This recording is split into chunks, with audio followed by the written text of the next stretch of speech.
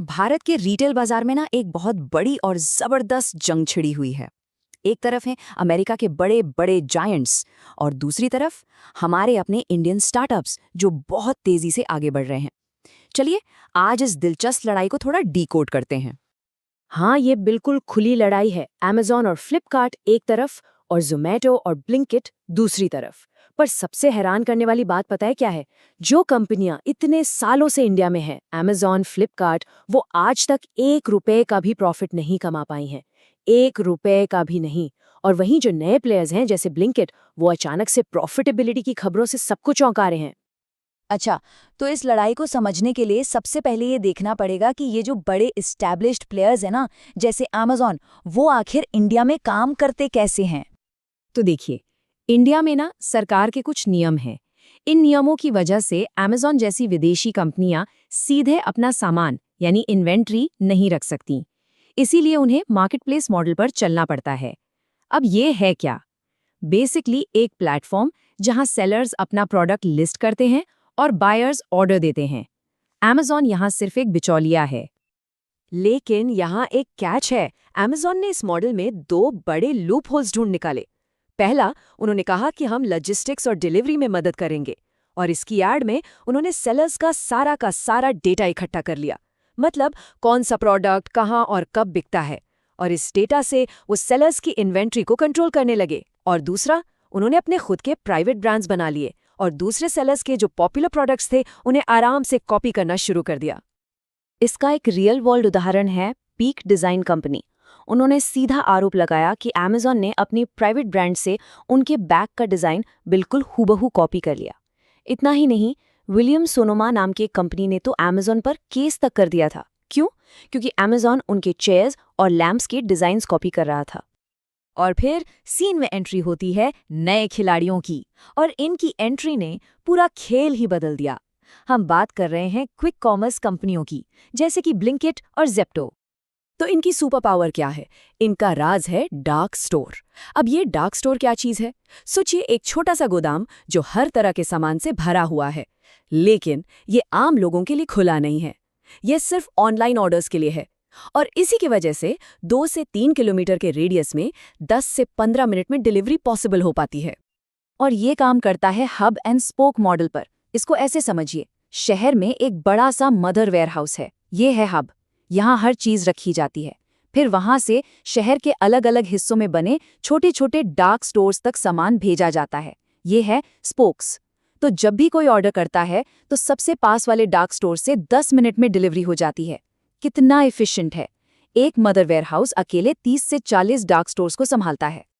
और यहाँ एक और दिलचस्प बात है, इनमें से ज्यादातर डार्क स्टोर्स कंपनी खुद नहीं चलाती।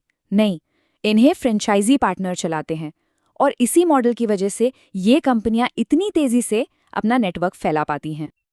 तो अब आमने सामने की टक्कर, असली मुकाबला। चलिए इन दोनों मॉडल्स को हेड टू हेड कंपेयर करते हैं और देखते हैं कि आखिर बाजी कौन मार रहा है। राउंड 1, कीमत बनाम स्पीड। देखिए, कीमत की लड़ाई तो अब आगे निकल चुकी है। वो फेज खत्म हो गया।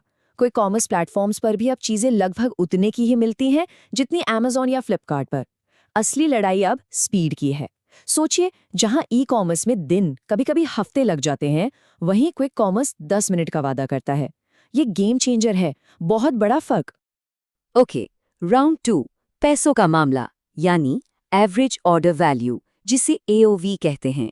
ई कॉमर्स का एओवी है लगभग 1800 रुपए, जबकि क्विक कॉमर्स का 600 रुपए से थोड़ा ऊपर। तो साफ है, हर ऑर्डर पर ई कॉमर्स ज्यादा कमाता है। लेकिन एक लेकिन है यहाँ। क्विक कॉमर्स अब सिर्फ ग्रोसरी नहीं बेच रहा, वो इलेक्ट्रॉनिक्स, यहाँ तक कि प्लेस्टेशन जैसी महंगी चीजें भी बेच रहा है, और इससे उनका एओवी तेजी से बढ़ रहा है। राउंड 3, पहुंच यानी मार्केट रीच। अभी के लिए क्विक कॉमर्स का फोकस इंडिया 1 पर है, मतलब मेट्रो शहर और ज्यादा खर्च करने वाले लोग। वहीं दूसरी तरफ अमेज़न और फ्लिपकार्ट की पहुंच इंडिया 2 और इंडिया 3 तक है, यानी छोटे शहर और कम इनकम वाले लोगों तक भी। तो इस मामले में अभी तो ई कॉमर्स का पलड़ा भारी है, नो डाउट। और अब राउंड 4, ये सबसे ज्यादा दिलचस्प है। सवाल ये है कि बड़े बड़े ब्रांड्स आखिर किसे चुन रहे हैं? और यहाँ एक बहुत बड़ा शिफ्ट देखने को मिल रहा है। बर्नस्टीन की एक रिपोर्ट के मुताबिक एफएमसीजी कंपनियों के लिए पहले ई कॉमर्स से उनका सिर्फ 8 से 10% रेवेन्यू आता था, सिर्फ इतना। अब क्विक कॉमर्स से 20% से ज्यादा रेवेन्यू आ रहा है, डबल से भी ज्यादा। ये एक बहुत बड़ा सिग्नल है कि ब्रांड्स का फोकस कहाँ शिफ्ट हो रहा है।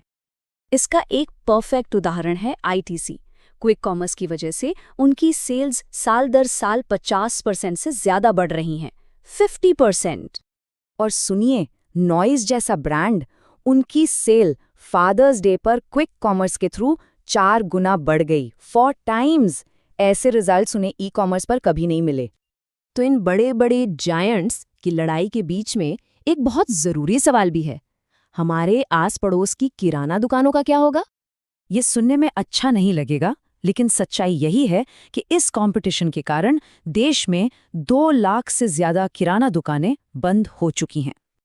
लेकिन क्या ये किराना स्टोर्स इस लड़ाई में टिक सकते हैं? बिल्कुल, उनके पास अपने हथियार हैं। पहला, वो व्हाट्सएप पर ऑर्डर लेकर होम डिलीवरी शुरू कर सकते हैं। दूसरा, अपने भरोसेमंद ग्राहकों को उधारी की सुविधा दे सकते हैं, जो ये बड़ी कंपनियां कभी नहीं देंगी। और तीसरा, बिना सवाल किए सामान वापस या बदल कर दे सकते हैं। ये तीनों चीजें, होम डिलीवरी, उधारी और आसान रिटर्न, ये सिर्फ एक ही चीज से पॉसिबल है। वो है भरोसा, ट्रस्ट, एक पर्सनल रिश्ता। और यही उनकी सबसे बड़ी ताकत है, जिसका मुकाबला कोई भी बड़ी कंपनी नहीं कर सकती। तो आखिर में सवाल यही बचता है कि 10 मिनट में डिलीवरी की ये दौड़ क्या सच में हमारी सुविधा के लिए है, या फिर ये हमें सिर्फ और ज्यादा खर्च करने पर मजबूर करने का एक तरीका है? और इस रेस की असली कीमत कौन चुका रहा है, हम, वो डिलीवरी पार्टनर्स, या फिर कोने की वो किराना दुकान? इस पर सोचना बहुत जरूरी है।